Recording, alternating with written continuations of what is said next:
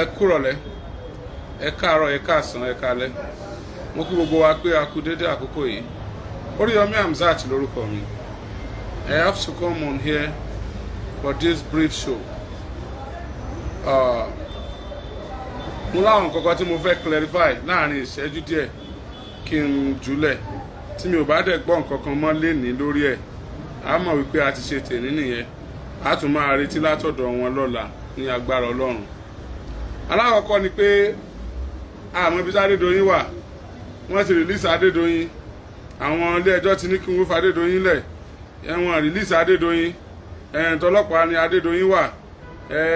Wọ́n ti ní wọ́n máa gbé lọ. Ọ̀pọ̀lọpọ̀ èèyàn ti bẹ̀rẹ̀ sí ní sọ oríṣiríṣi ọ̀rọ̀. Ṣùgbọ́n àwọn nǹkan kan tí mo fẹ́ ká kọ́kọ́ mọ̀ nìyí. Ẹ̀yin ọmọ Nàìjíríà tẹ́ wà jákèjádò àgbáyé. Àwọn information wa à ń láti ṣọ́ra pẹ̀lú ẹ̀ for now.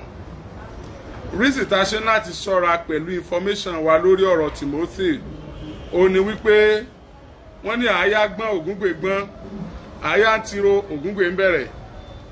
Adédoyin àti àwọn comrades ẹ̀, àwọn tó ń ṣiṣẹ́ fún àti àwọn tó ń ṣiṣẹ́ fún Abdulrahim ọmọ Adédoyin wọ́n jáfáfá púpọ̀ ní orí ẹ̀rọ ayélujára. Lẹ́yìn tí wọ́n ti gbìyànjú láti mú ẹ̀rọ ayélujára Oriyomi Hamzat balẹ̀ tí Ọlọ́run ò fún wọn ṣe, tí wọn ò dẹ̀ rí tẹ̀ lórí ba fún ìfẹ́ inú wọn, wọ́n gbìyànjú, wọ́n ṣe nǹkan míì. Nǹkan míì tí wọ́n ṣe ni pé lórí show tí mò ń ṣe yìí wọ́n ti dórí ẹ̀ báyìí. Tí mo bá ti bẹ̀rẹ̀ show tó bá ti ní ṣe pẹ̀lú tiwọn, wọ́n á sáré wá. Àwọn náà wọ́n ti follow wa. Tán bá ti rí show yẹn, tán bá ti dé, wọ́n bẹ̀rẹ̀ sí ní post negative comment. Wọ́n máa fabricate lies. Wọ́n máa sọ nǹkan tá a sọ tẹ́lẹ̀. Wọ́n á fẹ́ kìlì nǹkan tá a gbé lọ́wọ́. Ẹlòmíì inú wọn á wá gẹ́gẹ́ bí elite. Ó lè máa advice wa wípé ká jẹ́ kí law ó take his stand there. Ká jẹ́ kí òfin ṣiṣẹ́. Ká má jẹ́ kí emotion control wa. Let me put the record straight.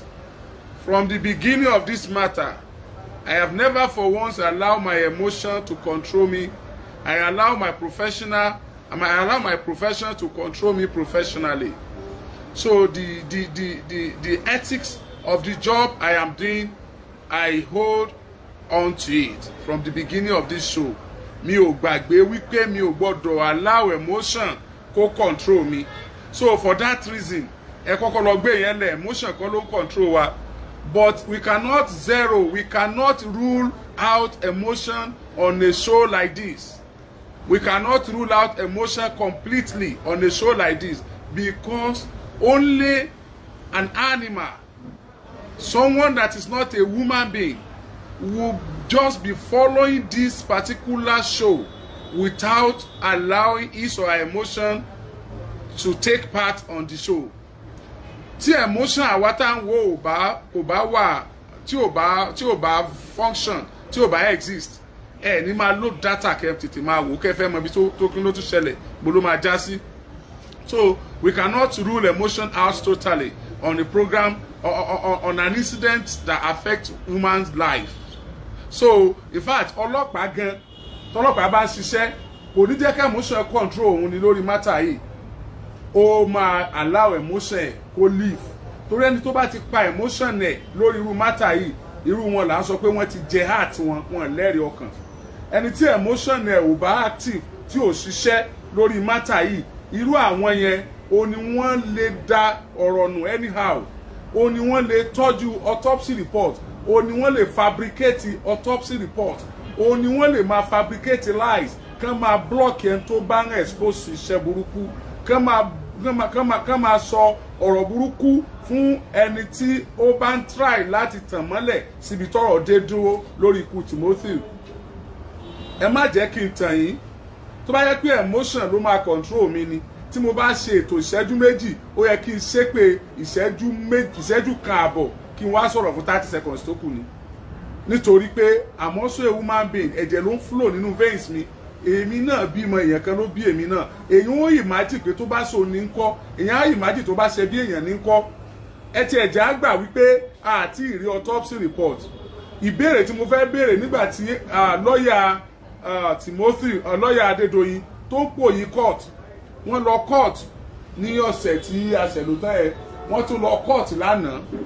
Wọ́n insist pé kí court ó grant bail fún Adédoyin kó máa lọ lé. Tó bá yẹ pé èèyàn ni wá lóòótọ́, a wá béèrè pé okay, lórí ọ̀rọ̀ tó tiẹ̀ wá ńlẹ̀ gan, with or without autopsy, so ẹ ká Adédoyin lọ lé. With or without autopsy, so ẹ ká Adédoyin lọ lé. Let's ask ourselves, ẹ já bira wa now, with or without autopsy, so ẹ ká Adédoyin lọ lé. Adájọ́ tó lọ́ọ̀yà tó ń gbé Adédoyin káàkiri, tó ń gbé kó máa lọlé kó máa lọlé, ó ti gbàgbé wípé criminal case ni, and it has not been established pé kò ń sa Adédoyin. In all facts tó wà lọ́wọ́ ẹ ṣeun, ẹ dá like bó, ẹ dá love bó, wọ́n ti dé wọ́n ti ń flog ẹ̀, wọ́n ti ń report ẹ̀. Ẹ dá like bó, ẹ dá love bó, wọ́n ti ń report ẹ̀, wọ́n ti ń flag ẹ̀. Ẹ dá like bó, ẹ dá love bó, ẹ dá comment bó, ẹ jẹ́ kí Facebook rí pé ẹni bí làwọn tó ń flag show yìí. So a wá béèrè pé so ẹ ká Adédoyin lọlé torí àti rí kankan bóyá tó bá jẹ́ pé Adédoyin kọ́ ló pa Timothy, tó yẹ pé ọmọ Adédoyin ló pa ní Abdulrahim, ta ló lè ràn wá lọ́wọ́ láti rí ọmọ Adédoyin bí ò bá já Adédoyin? So ẹ dá ká Adédoyin lọlé, mo tẹnumọ́ kankan ó dàbí ìsọkúsọ, mi ti gbọ́ kankan pa ẹ̀.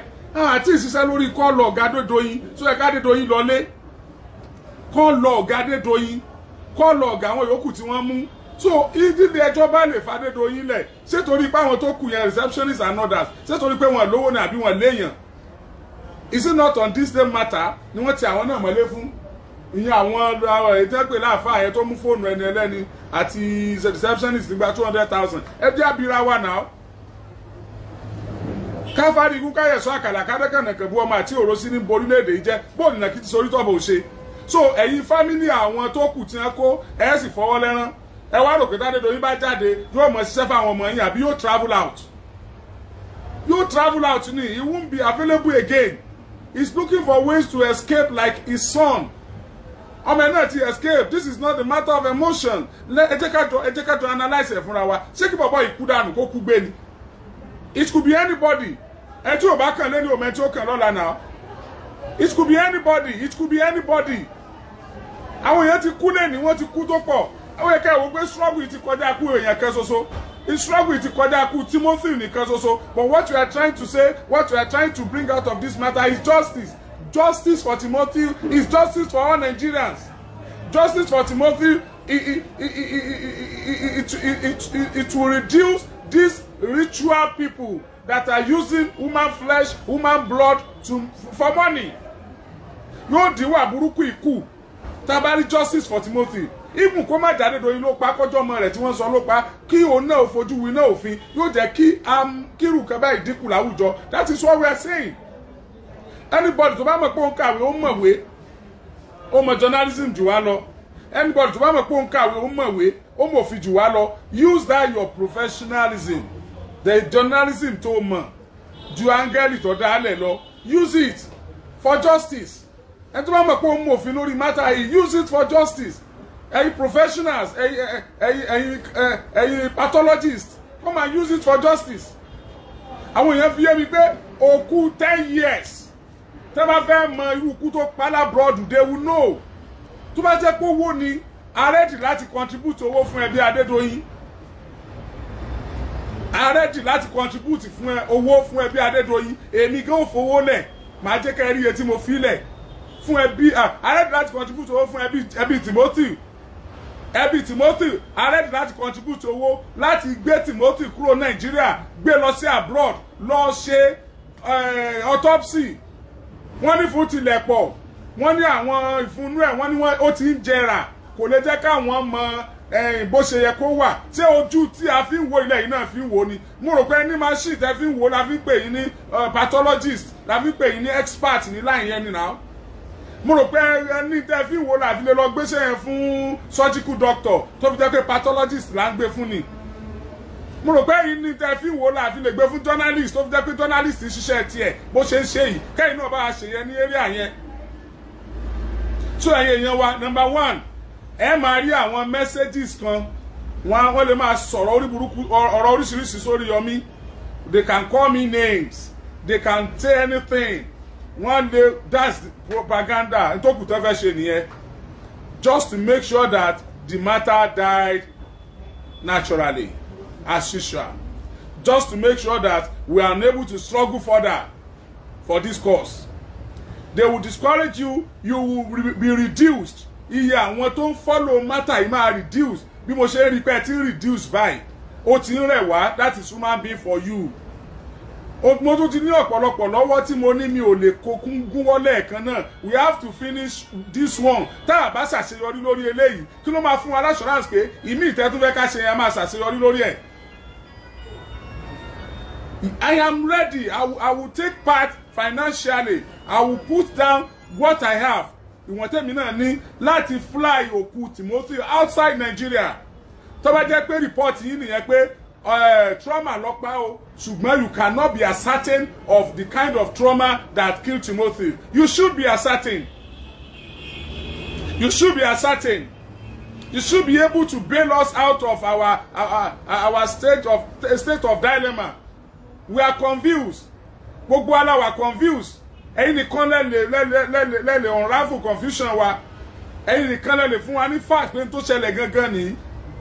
The pathologist, please, we need volunteer pathologists. Please, we need them. Give us ẹ jẹ́ ká fi matter is a case study. Ẹ jẹ́ kẹ́rù máa bà wọ́n tó bá ti fẹ́ ṣerú ẹ̀. Ẹ jẹ́ kí gbogbo àwọn tó ń sọ pé kò sẹ́ni tí ó máa wọn kan rí pé wọ́n mú àwọn tó lè mú àwọn wà.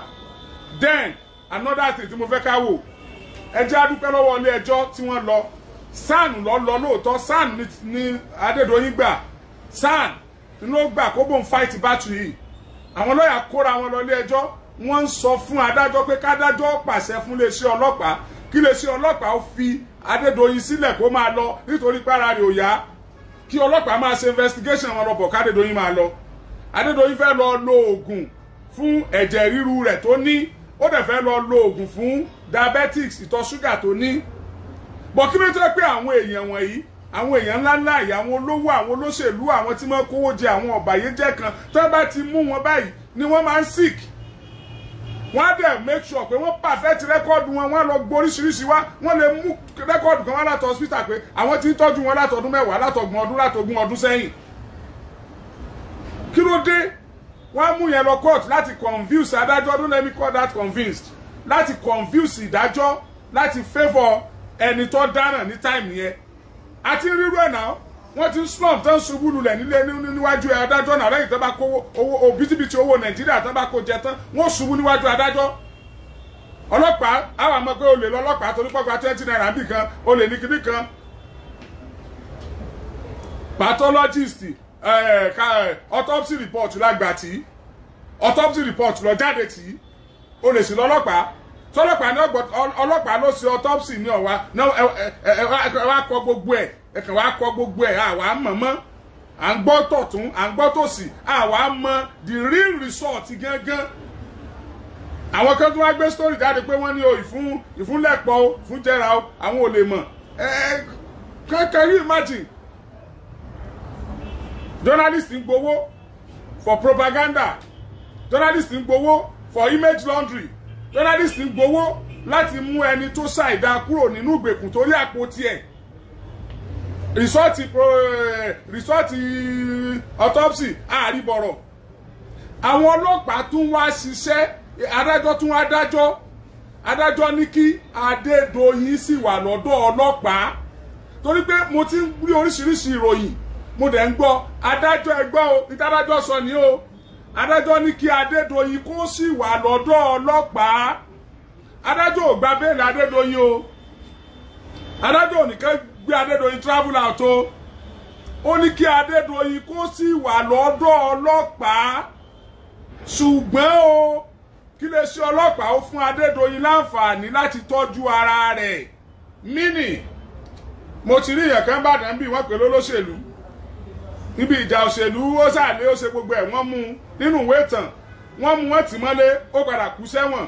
Nígbà tó kú sẹ́wọ̀n tí wọ́n lọ sí, wọ́n tún so áńkọ́ọ̀fù mọ́ sàárè rẹ̀.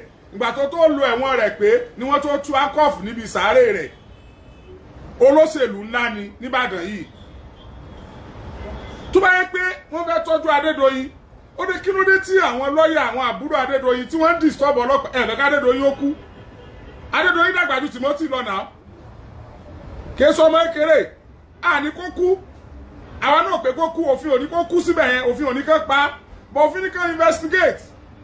Òfin tó ní kó investigate náà ni adájọ́ sọ wípé okay, ẹ lára rẹ̀ ọ̀yá àbí taking, òfin ò ní ká pa, ṣùgbọ́n òfin ní ká investigate. Òfin tó wá ní ká investigate yẹn, ẹ jẹ́ káwọn ọlọ́pàá máa investigate lọ. A lè gba béèlì Adédoyin, yóò sì wà pẹ̀lú àwọn ọlọ́pàá, ṣùgbọ́n gbogbo ìgbà tó bá fẹ́ gbà tọ́jú ọlọ́pàá ṣe tán, ọlọ́pàá gbọ́dọ̀ fún láàyè láti gbà tọ́jú. Now, ẹ lọ fún lóògùn. Tádédoyin bá fẹ́ lóògùn, ẹ lọ fún lóògùn. Wọn ò ní ẹ má mọ òògùn wá, ẹ lọ fún lóògùn. Tí wọ́n bá ní ẹ má mọ òògùn tí ó lò wá, ìní ẹja gbọ́.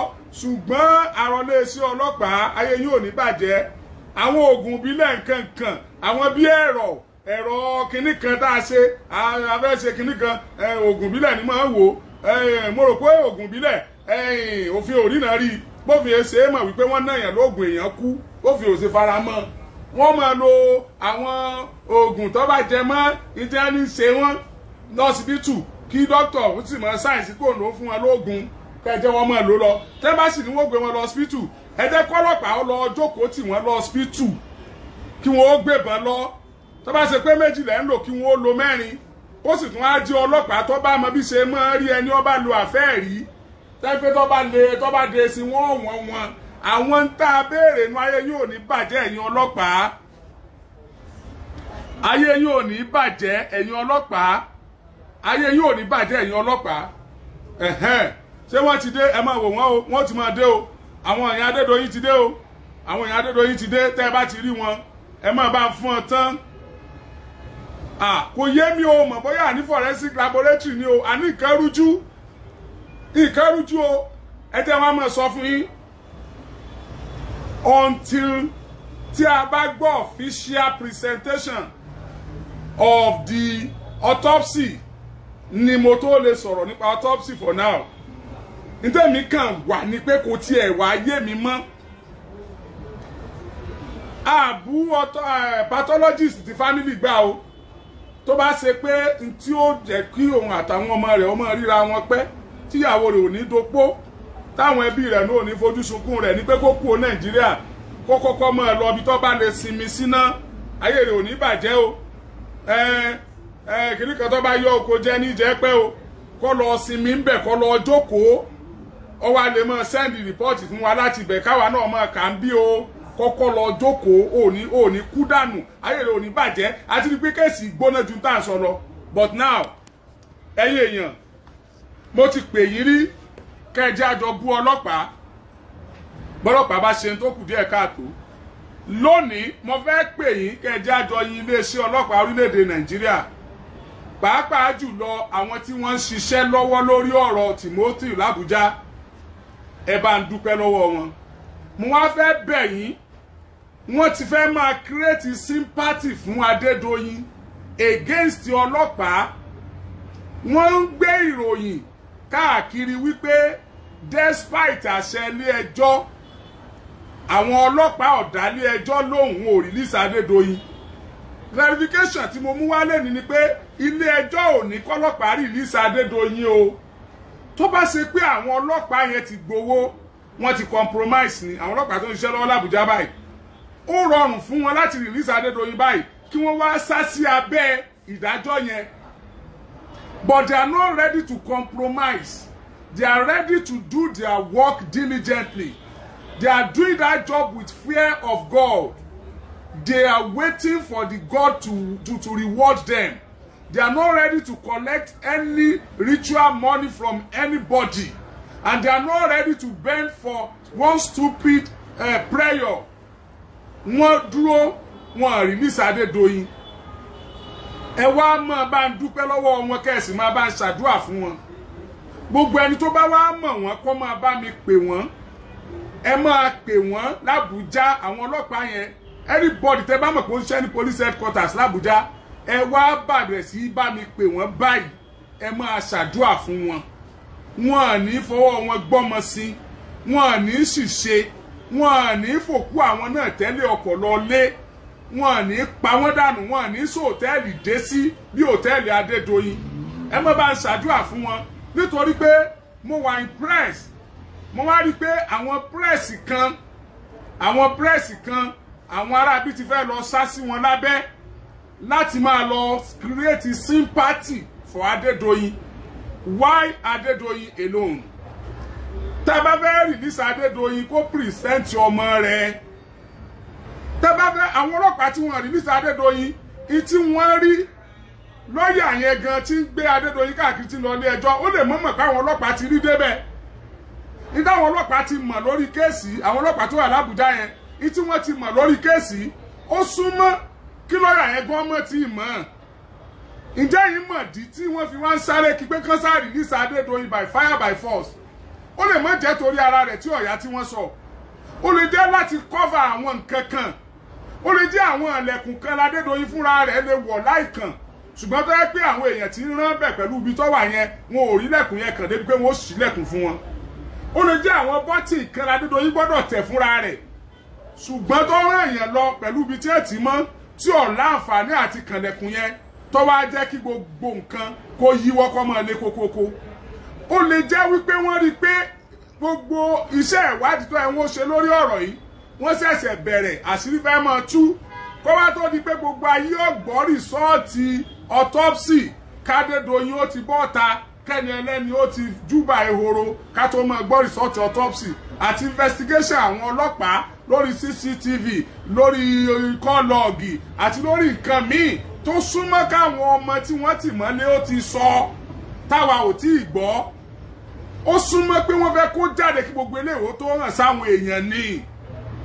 So mo fi gbogbo ẹnu sọ fún yín o ilé ẹjọ́ ò ní kí wọ́n fi Adédoyin lẹ̀ o àti lílọ kìíní àti lílọ kejì wọ́n sì ti sún ìgbẹ́jọ́ sí oṣù kìíní àbóṣù kejì wọ́n dà pé wọ́n láti sún let me put it this way wọ́n ti to be at safer side ibi náà mo ti tẹ̀ sí mi lè rí wò báyìí wọ́n ti sún ìgbẹ́jọ́ di ọdún tó ń bọ̀ Adédoyin ọba kú òǹbẹ̀hún ó di 2022 ibi tí ó ti ṣe happy new year lọ́wọ́ àwọn tá a bá ti ń happy new year ní chọ́ọ̀chì tá a happy new year mọ́sálásí ibi tí ó ti ṣe happy new year lọ́wọ́ àwọn ó sì súnmọ́ kọ́ ẹ pé bàbá ti ṣe happy new year táwọn ẹbí Timothy bú ẹkún pọ́mọ àwọn ọ̀bá wọn sọdún yìí iná ní gbogbo àṣírí tó kù ìní ọ̀padà tú. So ẹjọ́ torí Ọlọ́run ẹ má bá mi ṣàdúrà fún àwọn ọlọ́pàá tí wọ́n ń ṣiṣẹ́ lọ́wọ́ lórí ikú Timothy l'Abuja. Ẹ ṣé mo dúpẹ́ o ẹ ṣé mo dúpẹ́ o ẹ ṣé mo dúpẹ́ o ẹ ṣé mo dúpẹ́ o ìkan yóò ní bàjẹ́ o. Ẹ dákun sà tó bá jẹ́ pé result autopsy yẹn táwọn fámìlì Timothy bá ní àwọn ò gbà wọlé ẹ béèrè kí tán fẹ́ wá pín láwọn fẹ́ kán fly out ni nínú owó táwọn èèyàn dá fún ìyàwó Timothy àtẹ̀bí Timothy ń jò ní àní mú kọ́bọ̀ ń bẹ̀ mo fi gbogbo ẹnu sọ fún yín okay on the 12 ẹ ṣeun o wọ́n send date mi bí mi tó rí mọ́ o mi rí mọ́ ní ọ̀hún fóònù inú owó tí wọ́n dá fún Timothy wọ́n dá fún family Timothy àní mú kọ́bọ̀ ń bẹ̀ lágbára Ọlọ́run tó bá ṣe wípé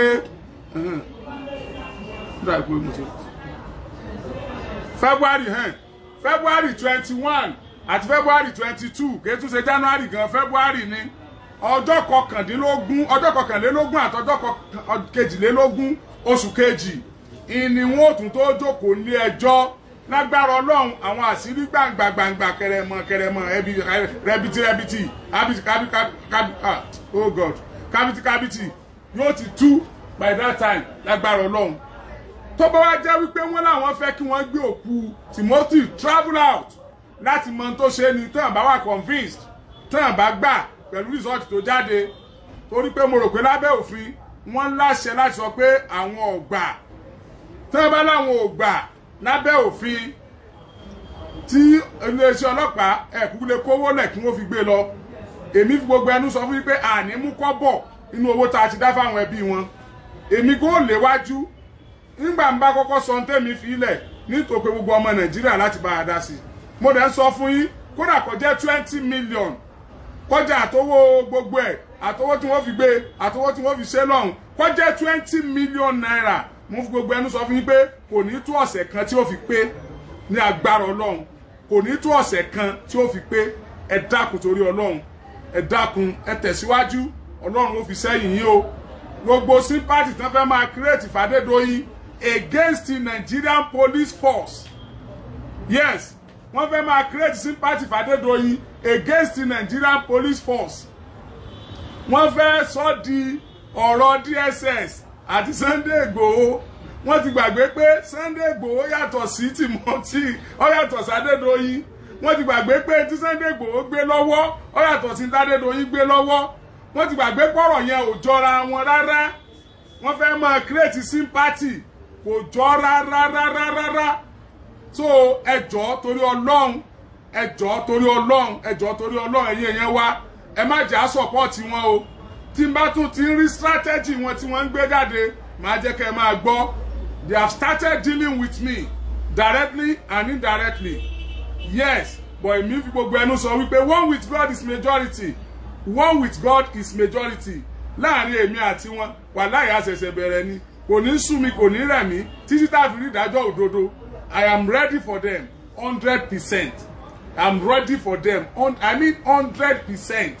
So ẹ̀jẹ̀ kan máa bọ̀ wá wọ́n bá wa ń bẹ̀ wọ́n ti pọ̀ tó torí Facebook ní torí gbogbo ẹ̀ ní online ní gbogbo ibi tá a ti rí wọn kọ́mẹ̀ntì wọn ní gbogbo propaganda gbogbo ìbanilórúkọjá gbogbo ẹ̀ inú mi dùn gan mo appreciate ẹ̀ tí mo bá ṣerú nǹkan báyìí tí n bá rírú nǹkan bẹ́ẹ̀ yẹn a jẹ́ pé Ọlọ́run ò tẹ́wọ́ gba gbogbo tí mo ṣe ni so thank you God bless you ẹ tún share rẹ̀ kí àwọn náà ò tún gbọ́ kí wọ́n mọ̀ ṣùgbọ́n ẹ bá mi pé iléeṣẹ́ ọlọ́pàá l'Àbújá tó bá mọ̀ wọ́n pé a dúpẹ́ lọ́wọ́ wọn o Ọlọ́run ó dúró tì wọ́n we really appreciate them bó ṣe ń lọ yìí à ń dúpẹ́ ẹnìkan ò dẹ̀ lè create stupid sympathy kan against wọn láti support ẹni tí wọ́n ń dì pẹ̀lú lọ́wọ́ ẹ sáà máa dì pẹ̀lú wọn lọ pẹ̀lú òdodo nílànà pẹ̀lú òfin orílẹ̀-èdè Nàìjíríà tako fi o tọ́lá wa ti wò ìgbẹ́jọ́ ò ní ẹ túlẹ̀ ìgbẹ́jọ́ ní kó gbà tọ́jú ni òjò báyìí lọ